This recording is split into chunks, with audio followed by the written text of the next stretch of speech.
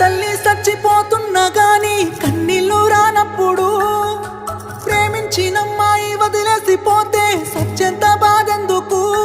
నువ్వు ఏ బాధ లేకుండా ఇంకోనితోని నవ్వుతూ ఉన్నప్పుడు నేను నీ కోసం ఏడుస్తూ కన్నీళ్ళు కారుస్తూ చస్తున్నానే ఎందుకు? నా ప్రాణాన్ని అడిగి ఉంటే నవ్వుతూ నీ కోసం ఇచ్చటోనే ప్రేమ లేదంటూ చెప్పి ఉంటే నీ నీడకైనా దూరం ఉండేటోనే. అందాల పెళ్లి పందిరిలో బంగారు బొమ్మ నువ్వేనే. నీ పెళ్లికి రావాలి, అక్షింతలు వెయ్యాలి, పెళ్లి డప్పులు మోగాలి. నీ పెళ్లికి మోగిన డప్పులతో నా సావును చెయ్యాలి.